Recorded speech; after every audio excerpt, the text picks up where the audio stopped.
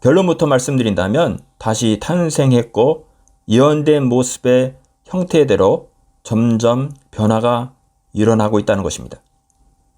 정말 소름이 돋을 정도로 예언의 말씀이 성취되는 것을 목도하는 시대에 우리는 서 있습니다.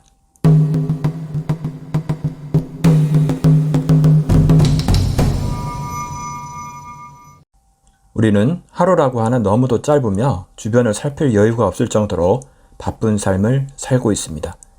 가면 갈수록 이 땅에서 먹고 사는 문제가 더 어려워지고 하나님을 대적하는 자들이 권세를 얻음으로 인해 오직 예수 그리스도에게만 구원이 있다고 믿는 것은 조롱받는 사회가 되고 믿음 지키기가 어려워진 사회가 되었습니다. 그러나 우리가 실망하고 낙담해야 할 필요는 없습니다. 그러한 일들이 있을 것이나 그 끝은 망하는 것이 아니라 승리할 것을 예수님께서 알려주셨고 세상 끝날까지 우리와 함께 하시겠다고 하셨기 때문입니다. 이처럼 우리가 어떠한 일의 결론을 알고 대할 때는 과정이 아무리 힘들더라도 담대히 나아갈 힘을 얻을 수 있는 것입니다. 우리는 성경에서 말씀하는 세상의 끝자락의 시대에 살고 있습니다. 저는 그동안 정치와 말씀, 특히 예언의 중요성을 강조해 왔습니다. 하나님의 말씀을 해석함에 있어 여러 가지 관점으로 볼 수가 있습니다. 특별히 오늘의 주제인 적그리스도와 같은 주제는 정치와 종교가 하나 된 국가, 나라, 왕국의 관점에서 바라보면 큰 뼈대를 이해하시는데 도움이 되실 것입니다. 사탄은 창세부터 계시록 마지막 때까지 하나님을 대적하고 사람을 미혹하여 자신을 숭배하게 하였습니다. 노아와 호순돌은 동방으로 이동하다 신할 평지를 만나 정착하여 바벨탑을 쌓았으며 바빌로니아인들은 왕을 마르두크라는 신의 대행자로 믿었습니다. 또한 모든 왕들은 신성한 도시로 여겨진 바빌론에서 왕권을 인정받아야 한다고 믿었으며 왕권을 강화하기 위해 관료 제도와 세금 제도, 중앙정부 체계를 갖추었습니다. 이처럼 홍수 이후 시대인 바빌론은 종교와 정치가 하나인 국가 체계를 이루고 있었습니다. 현대로 와서는 2차 세계대전의 주범인 독일의 나치즘에 대해 반대하는 소수의 종교인들이 있었지만 대부분의 카톨릭이나 개신교는 지지하거나 침묵하였습니다. 개신교에서도 하나님이 영적인 구원을 위해서 예수를 보내셨듯이 독일을 구원하기 위해서 히틀러를 보내셨다라고 주장할 정도로 나치에 대해서도 우호적이기도 하였습니다. 로마 콘스탄티누스 1세는 기독교 박해를 그치고 기독교를 공인하는 밀라노 칙령을 내린 황제로 알려져 있습니다. 그러나 사실 그는 기독교와 아무 상관없던 자기 인맥을 교회의 고위 관리로 발령되고 교회 내부에 교황 같은 독자적인 성직 계급을 만들었습니다.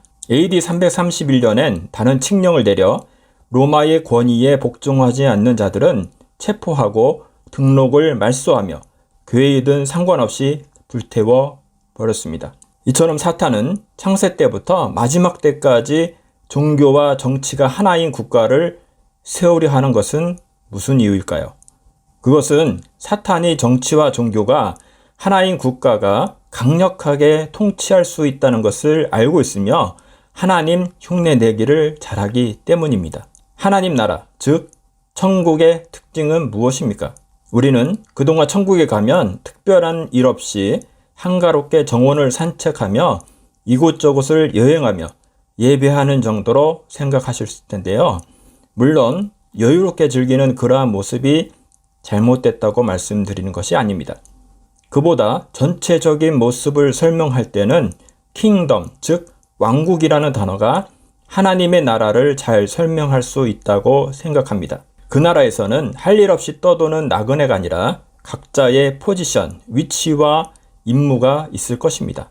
예레미야 31장 33절 말씀입니다. 그러나 그날 후에 내가 이스라엘 집과 맺을 언약은 이러하니 곧 내가 나의 법을 그들의 속에 두며 그들의 마음에 기록하여 나는 그들의 하나님이 되고 그들은 내 백성이 될 것이라. 여호와의 말씀이니라. 왕국에는 왕과 백성과 법이 필요합니다. 하나님 나라에서는 여호와 하나님이 우리의 왕이 되실 것입니다. 정치와 종교가 하나 된 국가 시스템이 가장 강력한 것을 알기에 사탄은 마지막 때 이러한 정치와 종교가 하나인 전체주의 국가를 전 세계로 확장하는 세계 단일 정부를 만들려는 것입니다. 이 세계 단일 정부에서 필요한 종교는 베드로를 통해 종교 통합을 완성하였으며, 이를 관장하는 교황은 거짓 선지자이며 머리가 7이며 뿔이 10인 짐승을 탄 음녀인 것입니다. 이 거짓 선지자와 한 몸처럼 움직일 적그리스도에 대해 자세히 알아보겠습니다. 교황은 종교를 담당한다면 적그리스도는 정치를 담당하게 될 인물입니다. 하나님께서는 사도 바울을 통해 예수 그리스도의 재림이 있기 전에 이러한 종교와 정치에 큰 사인이 있을 것을 강조하였습니다. 데살로니가 후서 2장 3절 말씀입니다. 누가 어떻게 하여도 너희가 미혹되지 말라. 먼저 배교하는 일이 있고 저 불법의 사람 곧 멸망의 아들이 나타나기 전에는 그날이 이르지 아니하리니. 그러면 이 불법의 사람, 멸망의 아들인 적그리스도가 어디에서 나타날지에 대해서 하나님의 말씀을 살펴보도록 하겠습니다. 이는 예언의 말씀, 특히 다니엘서와 계시록에서 명확히 말씀하고 계십니다. 다니엘 2장의 느부갓네살이 꾼 신상의 꿈에서 금머리는 바벨론, 은으로 된 가슴과 두 팔은 메데 바사, 노수로 된 배와 넓적다리는 헬라, 철로 된 종아리는 로마 제국입니다. 이 부분까지는 하나님께서 알려주신 지혜로 다니엘이 금머리는 바벨론으로 해석을 했고, 역사적 사실로 미루어 로마까지는 논쟁의 여지가 없습니다. 그러나 10발가락 부분을 해석함에 있어 다양한 해석이 존재한다는 것을 발견하였습니다. 10발가락을 어떤 이는 교황권으로, 어떤 이는 자유민주주의와 공산주의로, 어떤 이는 열국으로 해석하는 등 정말 다양한 해석이 있었습니다. 여기서 잠시 드리고자 하는 말씀이 있습니다. 저는 그동안 여러 차례 서로 다른 신학적 해석이나 견해에 대해서 서로 존중하고 오픈했으면 좋겠다고 말씀드렸었습니다. 물론 신천지와 같은 이단들의 주장은 당연히 배제함도 전제합니다. 그런 차원에서 다음부터 말씀드리는 신학적 해석에 대해 들어주셨으면 감사하겠습니다. 다니엘 2장 말씀입니다. 넷째 나라는 강하기가 쇠 같으리니 쇠는 모든 물건을 부서뜨리고 이기는 것이라. 쇠가 모든 것을 부수는 것과 같이 그 나라가 문나라를 부서뜨리고 찢을 것이며, 왕께서 그 발과 발가락이 얼마는 토기장의 진흙이요 얼마는 쇠인 것을 보셨은즉 그 나라가 나누일 것이며, 왕께서 쇠와 진흙이 섞인 것을 보셨은즉 그 나라가 쇠 같은 든든함이 있을 것이나, 그 발가락이 얼마는 쇠요 얼마는 진흙인즉 그 나라가 얼마는 든든하고 얼마는 부서질 만할 것이며, 왕께서 쇠와 진흙이 섞인 것을 보셨은즉 그들이 다른 민족과 서로 섞일 것이나 그들이 피차에 합하지 아니함이 쇠와 진흙이 합하지 않음과 같으리이다. 우선 우리가 주목할 부분이 하나 있습니다. 신상을 이루고 있는 재질입니다. 이러한 재질을 하나님께서 선택하실 때에는 아무런 의미 없이 선택한 것이 아니라 타당한 이유가 있고 해당 나라를 잘 설명할 수 있는 재질로 선택하셨다고 믿고 이해하고 있습니다. 종아리를 이루는 재질은 철인데 이 철이 발과 발가락 시대에도 똑같이 나온다는 것에 주목했으면 합니다. 머리 부분부터 종아리까지는 서로 다른 재질로 이루어져 있습니다. 우리가 주목할 것은 유일하게 로마로 해석되는 철이 마지막 시대인 발과 발가락 시대에도 다시 나타난다는 것입니다. AD 300년경에 로마 제국이 망한 이후로 다시 탄생할 수 있다는 것인가요? 결론부터 말씀드린다면 다시 탄생했고 예언된 모습의 형태대로 점점 변화가 일어나고 있다는 것입니다. 정말 소름이 돋을 정도로 예언의 말씀이 성취되는 것을 목도하는 시대에 우리는 서 있습니다. 다음 시간에는 그동안 많은 논쟁들이 있었던 7머리 짐승과 열불과 같은 주제를 가지고 적그리스도에 관해 살펴보도록 하겠습니다. 또한 적그리스도와 직접적으로 관련이 있는 이 열불이 나오도록 하는 인물이 현재 있는데 그가 적그리스도가 될 가능성이 있는지에 대해서도 살펴보겠습니다. 사도 바울이 경고했던 예수 그리스도의 재림 전에 있을 큰 2가지 사인 중 마지막 사인인 적그리스도의 출현을 보는 세대에 우리가 있음을 바라봅니다. 때가 정말로 임박했습니다. 깨어납시다. 함께 기도하기 원합니다. 하나님 아버지, 하나님 말씀을 통해 세상을 바라볼 때 만왕의 주로 다시 오시는 그날, 두렵고 떨리는 그날이 너무도 가까이 와 있음을 깨닫습니다. 그 시선으로 저와 세상의 영혼들을 볼 때에 너무도 준비되지 않은 모습을 바라봅니다. 우리가 아무리 많은 사역을 하고 아무리 많은 말씀의 지식을 가졌을지라도 죄인 중에 죄인임을 고백합니다. 우리가 회개함으로 나아갈 때에 우리를 불쌍히 여기시고 긍휼히 여기셔서 예수 그리스도 보혈의 피로 깨끗게 하여 주시옵소서.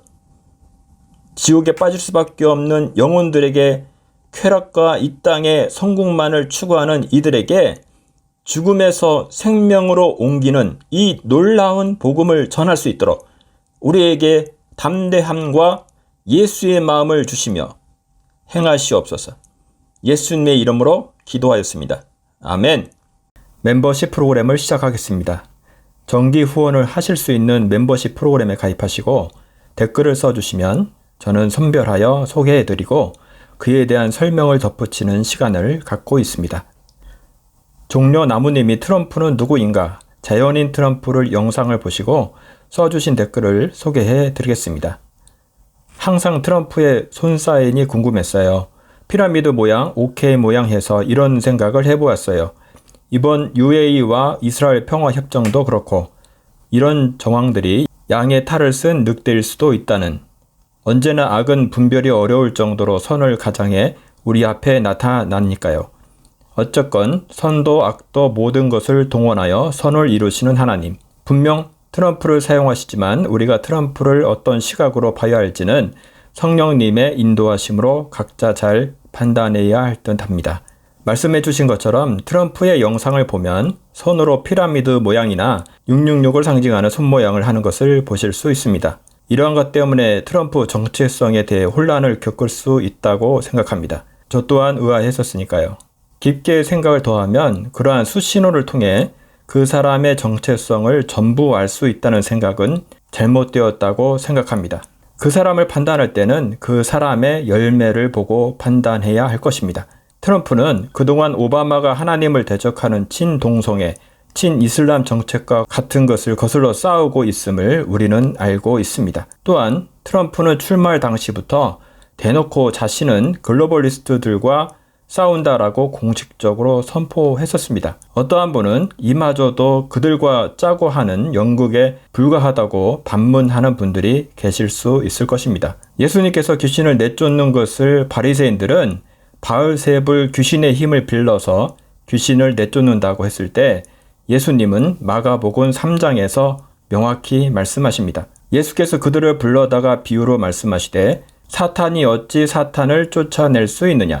또 만일 나라가 스스로 분쟁하면 그 나라가 설 수 없고 만일 집이 스스로 분쟁하면 그 집이 설 수 없고 만일 사탄이 자기를 거슬러 일어나 분쟁하면 설 수 없고 망하느니라. 트럼프는 악한 세력들과 싸우고 있습니다.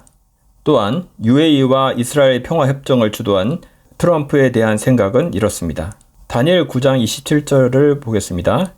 그가 장차 많은 사람들과 더불어 한 이레 동안의 언약을 굳게 맺고 그가 그 이레의 절반에 제사와 예물을 금지할 것이며 또 포악하여 가증한 것이 날개를 의지하여 설 것이며 또 이미 정한 종말까지 진노가 황폐하게 하는 자에게 쏟아지리라 하였느니라 하니라.